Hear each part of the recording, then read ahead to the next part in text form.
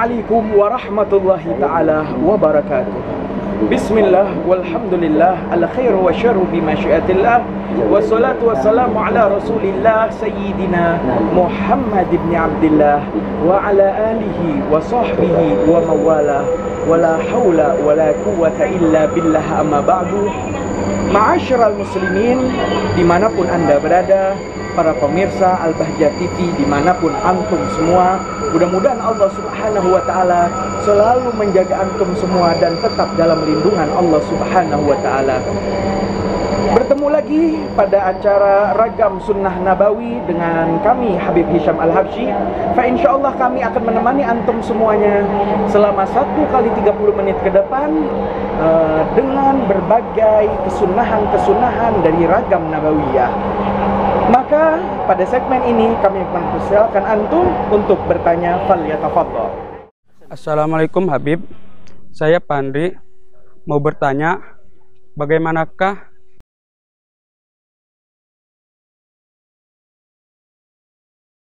warahmatullahi wabarakatuh. Baiklah, kepada saudara Fandri yang telah bertanya bagaimana merawat diri sehingga kita menjadi indah dan termasuk dari orang hamba yang dicintai oleh Allah Subhanahu wa Ta'ala. Sesungguhnya dalam Islam, dalam perawatan tubuh mempunyai syariat khusus bernama Khisalul Fitrah, perkara-perkara kesucian. Maka pada segmen ini kami akan membahas bagaimana seseorang merawat wajah mereka. Rasulullah SAW menganjurkan kepada kita untuk senantiasa kita madmadah. Apa itu madmadah? Adalah engkau memasukkan air ke dalam mulutmu dan mengeluarkannya kembali. Atau bahasa kita adalah kumur-kumur. Maka Nabi mencintai kesunahan berkumur-kumur. Bahkan di dalam berwudu kita disunnahkan untuk berkumur-kumur, untuk mengurangi daripada aroma tidak sedap dari mulut kita, sehingga kita tetap indah ketika berbicara dengan orang lain. Yang kedua adalah istinsyak. Apa itu istinsyak? Istinsyak adalah engkau memasukkan air ke dalam hidung, kemudian engkau mengeluarkannya kembali, sehingga hidungmu menjadi hidung yang bersih. Engkau melakukan sunnah karena Nabi, karena Allah Subhanahu wa Ta'ala mencintai yang indah-indah, dan juga termasuk daripada kebersihan hidung kita. Bahkan dikatakan, jika, mohon maaf majlis mulia, ilmu harus disampaikan, bulu hidung kita terlalu panjang sehingga tidak enak kepada orang yang ngobrol, kepada yang menatap wajah kita, maka disunnahkan untuk mengguntingnya beberapa saat setelah panjang dan keluar daripada batasnya. Kemudian dibersihkan kembali dengan cara istinsyak, memasukkan air ke dalam hidung. Yang ketiga, ma'asyiral muslimin rahimakumullah, daripada kesunahan perawatan tubuh yang ada di wajah adalah kita disunnahkan untuk iktihal. Apa itu iktihal? Iktihal adalah engkau memakai sibak di bawah matamu sehingga engkau lebih menawan di hadapan manusia lainnya. Itu adalah kesunahan yang dilakukan oleh baginda Nabi Muhammad sallallahu alaihi wasallam. Bahkan dikatakan kesunahan memakai sibak atau celah adalah di waktu malam ketika seseorang ingin tidur, bukan ketika ingin keluar berjalan-jalan atau menghadiri undangan kondangan. Tidak, tapi disunnahkan adalah setiap mau tidur. Warna sibak yang disunahkan ada 3, ma'asyiral muslimin rahimakumullah, yaitu hitam, putih, dan juga merah. Dan disunnahkan, dianjurkan memakai jenis sibak yang bernama ithmit dan terbuat dari bubuk, karena kita tidak disunnahkan memakai yang cair karena itu tidak banyak manfaatnya. Adapun manfaat ithmit, sibak Rasulullah SAW, di antaranya adalah menghilangkan daripada penyakit-penyakit mata, mulai dari katarak, min, dan lain sebagainya. Maka insya Allah Allah sembuhkan mata kita dengan kita menjalankan sunnah-sunnah baginda Nabi Muhammad sallallahu alaihi wasallam. Ma'asyiral muslimin rahimakumullah. Dan yang terakhir, yang keempat maksud kami dari kesunahan merawat tubuh, khusus di wajah, adalah engkau disunnahkan senantiasa memakai siwak. Zaman Nabi tidak ada sikat gigi, maka Nabi mencari batang kayu yang dengannya bisa membersihkan mulut dan gigi seorang mukmin dan muslim. Sehingga Nabi menganjurkan kita selalu membersihkan gigi kita. Bahkan sangat-sangat disunnahkan memakai siwak di dalam 3 keadaan. Pertama adalah ketika engkau bangun dari tidurmu, engkau disunnahkan memakai siwak. Kemudian ketika ingin sholat, dan juga ketika isfiraril asnan, ketika gigi sudah menjadi kuning. Jika tidak engkau temukan siwak, ma'asyiral muslimin rahimakumullah, maka kesunahan itu tetap engkau dapatkan dengan menggosok gigimu menggunakan sikat gigi. Maka kiranya kita sebagai seorang mukmin yang beriman kepada baginda Nabi Muhammad SAW, kita menjalankan sunnah Nabi dengan cara kita membersihkan gigi kita, sehingga kita termasuk dari hamba Allah Subhanahu wa Ta'ala yang dikatakan indah di dalam ajaran Islam. Dan yang kelima terakhir, ma'asyiral muslimin rahimakumullah, adalah halqul syarib, menggunting kumis. Maka disunnahkan bagi seorang muslim membersihkan kumisnya, yaitu dengan cara mengguntingnya, bukan dengan cara mencukurnya. Kumis disyariatkan dan disunnahkan untuk digunting, bukan dicukur. Maka menggunting kumis boleh dengan 2 cara. Pertama, engkau pisahkan. Para ulama dalam kitab fikih mengatakan, guntinglah kumismu hai para lelaki sekiranya terlihat warna merah bibirmu. Artinya menggunting dengan cara begini, sehingga jelas mana yang kumis dan mana yang bibir. Tidak disunnahkan memanjangkan kumis daripada itu. Atau dengan cara kedua, dengan menghabiskan kumis tetapi tetap dengan mengguntingnya. Maka ini adalah kesunahan dari baginda Nabi Muhammad sallallahu alaihi wasallam, dan syiar daripada para ulama kita. Kita tidak disunnahkan memelihara kumis, sehingga juga dimakruhkan untuk menyambung kumis dengan ujung jenggot. Karena itu bukanlah syariat Islam, karena itu bukan syiar dari orang-orang Islam, tetapi itu adalah syiar orang-orang Yahudi yang memang mereka memelihara kumis dan jenggotnya, serta menyambungkan kumis dan juga jenggotnya. Ma'asyiral muslimin rahimakumullah. Lantas bagaimana jika seorang wanita muslimah mempercantik dirinya mungkin dengan menggunakan lensa mata? Maka lensa mata dalam Islam hukumnya ada 2. Yang pertama adalah boleh jika lensa mata tadi adalah pengganti daripada kacamata. Adapun lensa yang hanya digunakan untuk menunjukkan warna-warni mata dan dia tidak mempunyai hajat karena matanya adalah mata yang sehat, maka menggunakan lensa hukumnya adalah diharamkan dalam Islam. Karena bukan apa, tapi satu, karena menyerupai kebiasaan orang-orang fasik yang berbuat dosa, dan juga merusak daripada mata kita dalam jangka waktu yang sangat panjang. Ma'asyiral muslimin rahimakumullah, Allah Subhanahu wa Ta'ala berpesan, wala tabarrujal jahiliyah, dan janganlah engkau berhias dengan hiasan orang-orang yang tidak mengerti agama. Maka kita umat Islam mempunyai hiasan kita sendiri. Maka demi menjaga kesunahan nabawi, maka mari sama-sama kita menjalankan daripada kesunahan baginda Nabi. Mungkin sekian saja. Wallahu a'lam bimuradih, wallahu a'lam bissawab, wallahu muwaffiq ila aqwamit thoriq. Wassalamualaikum warahmatullahi taala wabarakatuh.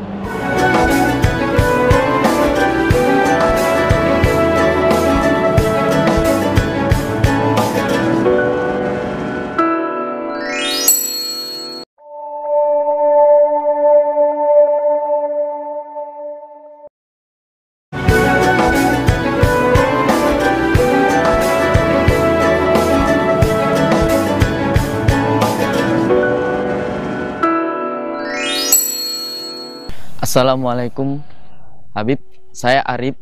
Saya ingin bertanya, apakah mandi setelah memandikan jenazah itu diperkenankan? Terima kasih. Assalamualaikum warahmatullahi wabarakatuh. Ya baiklah, menjawab dari pertanyaan sahabat Arif yang bertanya apakah disunnahkan seseorang itu mandi setelah dia memandikan jenazah. Maka jawabannya adalah bahwasanya ketahuilah ada banyak macam-macam mandi sunnah. Dikatakan oleh para ulama hampir ada 20 macam mandi sunnah. Yang pertama adalah mandi ketika ingin sholat Jumat bagi orang yang ingin menghadirinya. Maka waktunya masuk mulai dari pagi ba'da subuh hari Jumat sampai sebelum ia melaksanakan sholat Jumat, dan diutamakan untuk dekat dengan waktu sholat Jumat itu sendiri. Maka dia disunnahkan untuk mandi sholat Jumat. Yang kedua adalah mandi sholat Idul Fitri. Maka orang tersebut disunnahkan melakukan mandi mulai dari jam 12 malam di hari Idul Fitri, yaitu tanggal 1 Syawal, di mana dia disunnahkan sampai sebelum imam takbir dengan sholat Idul Fitrinya. Begitu juga seseorang disunnahkan untuk melakukan mandi pada tanggal 10 di bulan Dzulhijjah, atau lebih tepatnya adalah mandi lebaran Idul Adha. Dia disunnahkan mulai dari jam 12 malam di hari Idul Adha sampai imam ingin melaksanakan sholat di waktu paginya. Kemudian juga disunnahkan mandi ketika seseorang ingin melakukan sholat istisqa di musim kemarau yang berkepanjangan. Sebelum dia melakukan sholat istisqa secara berjamaah dan mendengarkan khutbah dari sang khatib mengenai taubat dan lain sebagainya, dia sebelumnya disunnahkan untuk melakukan mandi sunnah. Kemudian yang kelima adalah sholat kusuf. Maka dimandikan seseorang, disunnahkan mandi seseorang itu ketika ingin melaksanakan sholat kusuf, yaitu gerhana matahari. Di mana gerhana matahari ini, ya sahabat Al-Bahjah TV, terjadi di waktu siang, di mana cahaya matahari terhalangi oleh bulan sehingga bumi di siang hari tiba saja menjadi gelap. Maka saat itu sebelum melaksanakan sholat kusuf, dia disunnahkan untuk melakukan mandi sunnah. Dan yang keenam adalah khusuf. Mandi khusuf juga disunnahkan ketika gerhana bulan terjadi, di mana cahaya bulan terhalangi cahayanya oleh bayangan bumi. Maka saat itu kita umat Islam diperintahkan oleh Nabi kita, Nabi Muhammad SAW, untuk juga melakukan mandi sunnah. Yang ketujuh, dan ini menjawab pertanyaan dari saudara Arif, adalah mandinya seseorang setelah dia memandikan jenazah. Maka dia disunnahkan untuk melakukan mandi setelah dia melakukan kewajibannya sebagai tukang mandiin jenazah. Maka ini juga disunnahkan. Yang kedelapan, ma'asyiral muslimin rahimakumullah, adalah mandinya orang kafir yang masuk ke dalam agama Islam. Maka dia disunnahkan mandi setelah dia tentunya mengucapkan 2 kalimat syahadat, tidak sebelumnya. Maka orang tadi dipercepat untuk mengucapkan kalimat syahadat, kemudian masuk Islam, baru saat itu dia disunnahkan untuk melakukan mandi sunnah. Yang kesembilan adalah orang gila yang telah sembuh daripada sakitnya, daripada gilanya, maka dia saat itu disunnahkan untuk mandi. Dan orang yang pingsan yang sadar dari pingsannya, atau orang koma yang berkepanjangan yang akhirnya saat itu dia diberi kesehatan oleh Allah Subhanahu wa taala, maka disunnahkan baginya untuk juga mandi. Yang ke-11 hingga mandi sunnah seterusnya adalah berkaitan, ma'asyiral muslimin rahimakumullah, dengan kegiatan haji dan umrah, di mana seseorang yang diizinkan oleh Allah Subhanahu wa taala untuk mengunjungi rumahnya Baitullah yang ada di Mekah, maka dia disunnahkan mandi ketika dia ihram. Maka disunnahkan mandi bagi warga Indonesia yang melakukan haji, biasanya di Yalamlam, Dan bagi yang umroh disunnahkan mandi di 3 tempat, yaitu Hudaybiyah, Tan'im, dan juga Ji'ranah. 3 tempat ini adalah miqat bagi orang-orang yang melakukan ihram umroh. Maka disunahkan ketika dia ihram melakukan mandi sunnah yang telah dicontohkan oleh baginda Nabi Muhammad sallallahu alaihi wasallam. Selanjutnya disunahkan juga melakukan mandi sunnah bagi yang ingin memasuki kota Mekah. Bagi orang muhrim haji atau umroh ingin masuk kota Mekah, maka sebelumnya dia melakukan mandi sunnah yang kedua, yaitu ketika ingin memasuki kota Mekah. Selanjutnya adalah dilakukan pada tanggal 9 Dzulhijjah, khusus bagi orang haji, yaitu ketika dia ingin melakukan wukuf di Arafah. Di situ ada satu tempat seperti tempat mandi yang saat itu orang-orang yang ingin melakukan kesunahan Arafah biasanya mereka melakukan mandi sebelum mereka masuk ke tanah Arafah.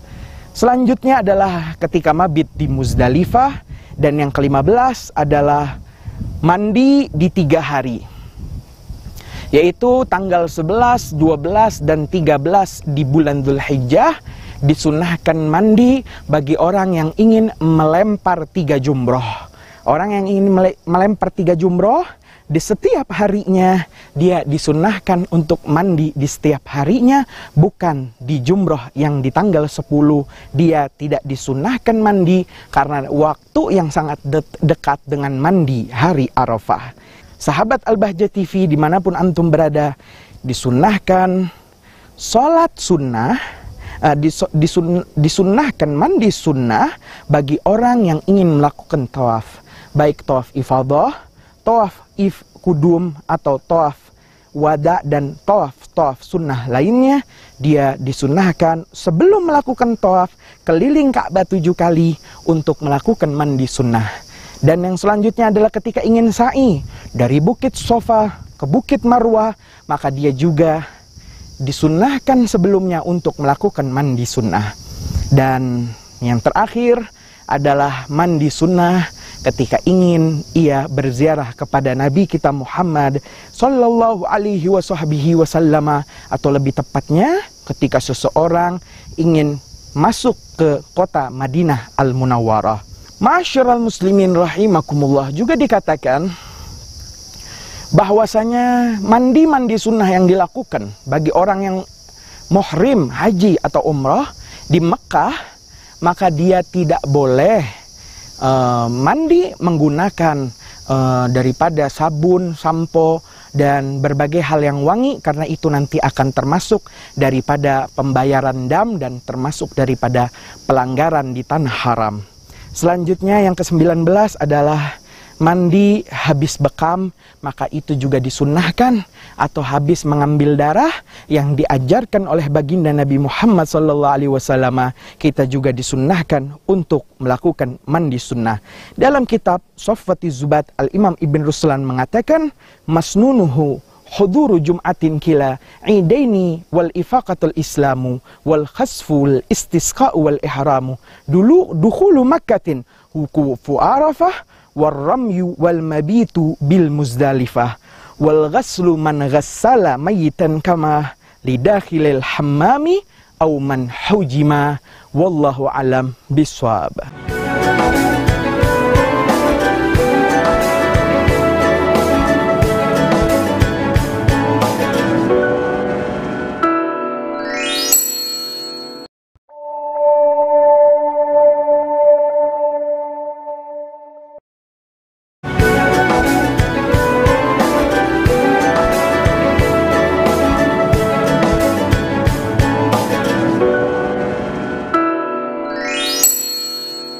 Ya baiklah sahabat Al-Bahjah TV, maka itulah kesimpulan daripada tema kita hari ini yang menjawab pertanyaan dari sahabat Al-Bahjah TV yang telah bertanya, yaitu tentang bagaimana cara merawat diri, membersihkan diri dan berhias diri.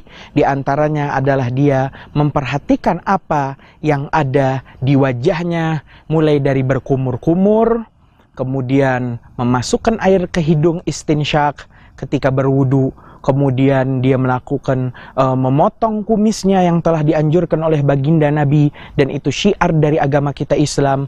Kemudian dia juga disunnahkan daripada memakai siwak, atau jika tidak ada siwak, sikat gigi, yang mana itu dapat menambahkan kebersihan di sekitar mulutnya, dan juga disunnahkan memakai sibak. Maka inilah cara berhias diri dan syiar kita sebagai seorang Islam yang menjadi umatnya Nabi kita Muhammad sallallahu alaihi wasallam. Selain itu, kita juga disunnahkan untuk melakukan mandi-mandi sunnah. Di antaranya ketika ingin melakukan sholat Jumat, ketika ingin sholat Idul Adha, Idul Fitri, istisqa, kusuf, khusuf, dan juga ketika orang kafir yang setelah masuk Islam, orang gila dan orang yang pingsan yang Allah sehatkan dan Allah sadarkan ia daripada pingsan dan kegilaannya, dan sunnah-sunnah mandi yang banyak dilakukan bagi orang yang muhrim umroh atau haji di kota Madinah dan di kota Mekah Al-Mukarramah. Maka inilah kesimpulan daripada sunnah-sunnah yang insya Allah menjadi ragam sunnah bagi kita semua, sehingga kita mengikuti Nabi kita Muhammad sallallahu alaihi wasallam sedikit demi sedikit dalam kehidupan sehari-hari kita. Nah, sahabat Al-Bahjah TV, tak terasa sudah 30 menit kami Al-Habib Hisham Al-Habsyi menemani antum-antum semuanya dalam ragam sunnah nabawi. Fa insyaallah kita akan ketemu lagi pada jam dan acara yang sama, dan kami mempersilakan kepada sahabat Al-Bahjah TV untuk terus bertanya dan bertanya tentang bagaimana hakikat sebenarnya kesunahan Nabi kita Muhammad sallallahu alaihi wasallam yang bisa kita kerjakan dalam menjalani kehidupan ini, sehingga kita makin dekat dengan baginda Nabi Muhammad sallallahu alaihi wasallam dan semakin bertakwa kepada Allah Subhanahu wa taala. Untuk itu kami Hisham Al-Habsyi mohon undur diri. Wassalamualaikum warahmatullahi taala wabarakatuh.